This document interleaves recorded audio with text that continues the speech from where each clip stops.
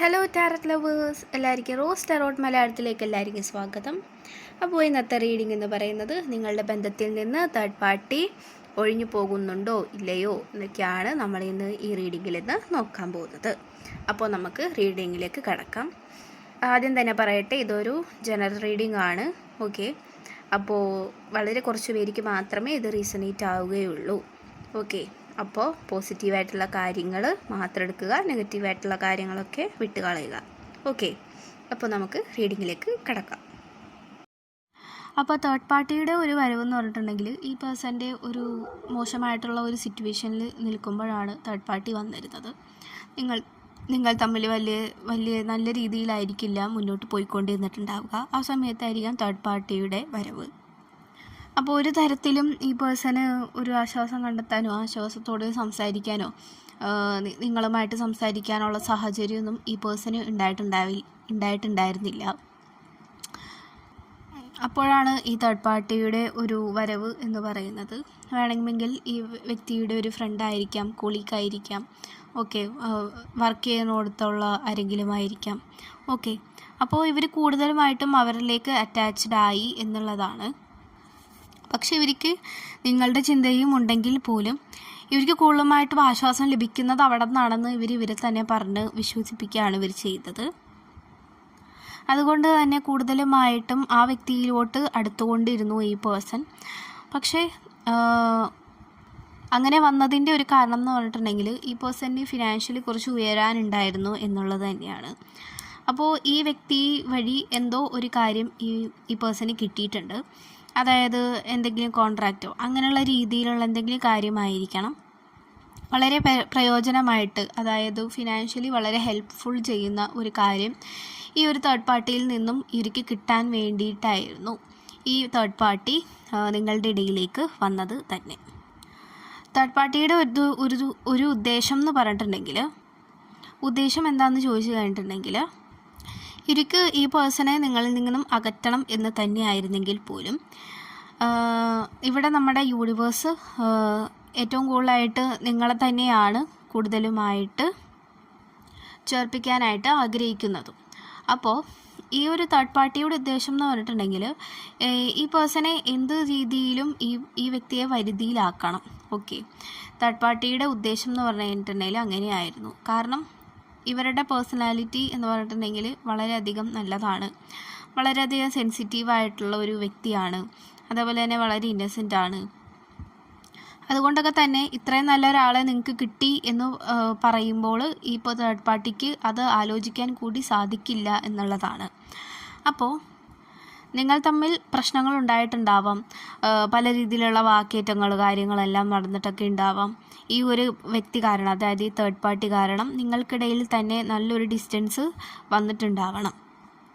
അപ്പോൾ ഈ തേർഡ് പാർട്ടിയുടെ ഉദ്ദേശം എന്ന് പറഞ്ഞിട്ടുണ്ടെങ്കിൽ ഇങ്ങനെയൊക്കെ വന്ന് നിങ്ങളുടെ റിലേഷൻഷിപ്പ് പൊളിച്ച് ഈ വ്യക്തിയെ അവരിലോട്ടാക്കാം എന്നുള്ളത് തന്നെയായിരുന്നു. പക്ഷേ അവരിൽ നിന്നും ഒരു കാര്യം ഇവർക്ക് നേടിയെടുക്കാനുണ്ടായിരുന്നു എന്നുള്ളതാണ് സത്യം.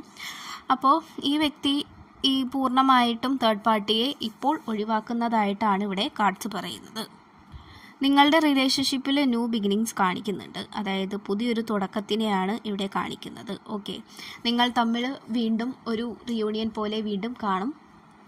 അതായത് വീണ്ടും തിരിച്ച് ഈ പേഴ്സൺ നിങ്ങളിലേക്ക് തന്നെ വരും.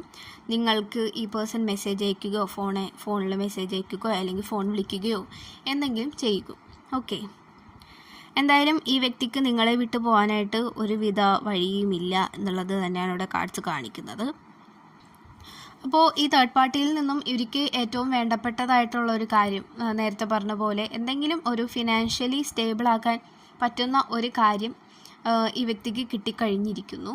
അതുകൊണ്ട് തന്നെ തേർഡ് പാർട്ടിയുടെ ആ ഒരു കയ്യേറ്റം, അതായത് നിങ്ങളുടെ റിലേഷൻഷിപ്പിലേക്ക് ഉള്ള ഒരു കയ്യേറ്റം ഇതോടുകൂടി നിൽക്കുകയാണ് എന്നാണ് ഇവിടെ കാർഡ്സ് പറയുന്നത്. ഈ വ്യക്തിക്ക് കൂടുതലുമായിട്ടും ഈ വ്യക്തി ചിന്തിച്ച് വന്നിരുന്നത് എന്താണെന്ന് വെച്ചിട്ടുണ്ടെങ്കിൽ, നിങ്ങൾക്കിടയിൽ തല്ലുണ്ടാകുമ്പോൾ നിങ്ങൾ ഇവരെക്കുറിച്ച് ചിന്തിക്കുന്നില്ല, ഇവരുടെ സത്യാവസ്ഥ മനസ്സിലാക്കുന്നില്ല എന്നുള്ളതാണ്. അപ്പോൾ സ്വാഭാവികമായിട്ടും ഈ പേഴ്സൻ്റെ ചിന്തകളും ഇഷ്ടങ്ങളും എല്ലാം മനസ്സിലാക്കുന്നത് ഈ തേർഡ് പാർട്ടി ആയിരുന്നു. അതുകൊണ്ട് തന്നെ സ്വാഭാവികമായിട്ടും ഈ വ്യക്തി ഈ തേർഡ് പാർട്ടിയിലേക്ക് പതിയെ പോയിക്കൊണ്ടിരുന്നു. പക്ഷേ അത് വെറും തേർഡ് പാർട്ടിയുടെ ഒരു കളിയാണെന്നും, അതായത് വെറുതെ ഈ പേഴ്സണെ അവരിലേക്ക് ആക്കാനും വേണ്ടിയിട്ടാണെന്നുള്ളത് ഈ പേഴ്സൺ തിരിച്ചറിയുന്നുണ്ട്. ഉണ്ടെങ്കിൽ പോലും ഈ പേഴ്സൺ അത് മൈൻഡ് ആക്കാതെ ആയിരുന്നു ഈ തേർഡ് പാർട്ടിയോട് സംസാരിച്ചുകൊണ്ടിരുന്നതൊക്കെ. പക്ഷേ ഒരു കാരണവശാലും നിങ്ങളെ വിട്ട് ഈ പേഴ്സൺ പോകണം എന്ന് ഒരിക്കലും ആഗ്രഹിച്ചിട്ടില്ല. പക്ഷെ നിങ്ങളുടെ ഇടയിൽ ഉണ്ടാവുന്ന വാക്ക് തർക്കങ്ങൾ, കാര്യങ്ങളെല്ലാം ഈ വ്യക്തിയെ വല്ലാതെ വിഷമിപ്പിച്ചിരുന്നു എന്നുള്ളതാണ്. അതായത് ഇവരുടെ സത്യാവസ്ഥ നിങ്ങൾ മനസ്സിലാക്കുന്നില്ല എന്നുള്ളതായിരുന്നു ഇവരുടെ പരാതി. പക്ഷേ ശരിക്കും പറഞ്ഞിട്ടുണ്ടെങ്കിൽ തീർച്ചയായിട്ടും ഇവരുടെ സത്യാവസ്ഥ നിങ്ങൾ മനസ്സിലാക്കുന്നുണ്ട്. പക്ഷേ നിങ്ങളുടെ ഒരു ഇതെന്ന് പറഞ്ഞിട്ടുണ്ടെങ്കിലും ഈ പേഴ്സൺ നിങ്ങളുടെ അവസ്ഥ മനസ്സിലാക്കുന്നില്ല എന്നുള്ളത് തന്നെയായിരുന്നു. ഓക്കെ, അപ്പോൾ ആ ഒരു രീതിയിലായിരിക്കണം നിങ്ങൾ തമ്മിൽ ഉള്ള പ്രശ്നങ്ങൾ ഉണ്ടായിട്ടുണ്ടാവുക. പിന്നെ അതേപോലെ തന്നെ വീട്ടിൽ നിന്നൊക്കെ എതിർപ്പുകളൊക്കെ ഉണ്ടാവാം. അപ്പോൾ എല്ലാം കൂടി ഈ പേഴ്സൺ അതെല്ലാം കൂടി കൊണ്ട് ഭയങ്കര ഫ്രസ്ട്രേറ്റഡ് ആയിരുന്നു എന്നുള്ളത് തന്നെയാണ് ഇവിടെ കാണിക്കുന്നതും.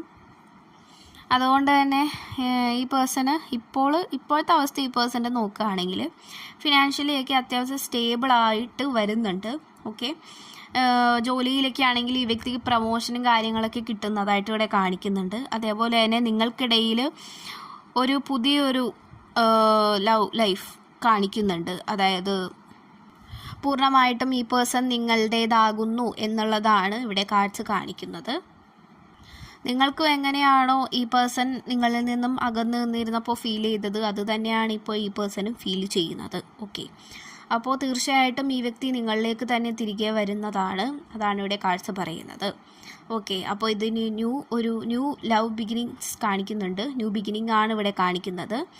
അപ്പോൾ പുതിയൊരു പ്രണയം നിങ്ങളിലേക്ക് വരുന്നു. അതായത് ഈ പേഴ്സൺ തന്നെയാണ് അത് പഴയതുപോലെ അല്ലാതെ നല്ലൊരു രീതിയിൽ മുന്നോട്ട് പോകാനുള്ള ഒരു റിലേഷൻഷിപ്പാണ് നിങ്ങളിലേക്ക് വരുന്നത്. ഓക്കെ, അപ്പോൾ നന്നായിട്ട് പ്രാർത്ഥിക്കുക. സൈൻ നോക്കുകയാണെങ്കിൽ 555, 888, പിന്നെ 1111 ഒക്കെ കാണുന്നുണ്ടെങ്കിൽ തീർച്ചയായിട്ടും ഇത് നിങ്ങൾക്കുള്ള റീഡിംഗ് തന്നെയാണ്. ഓക്കെ, പിന്നെ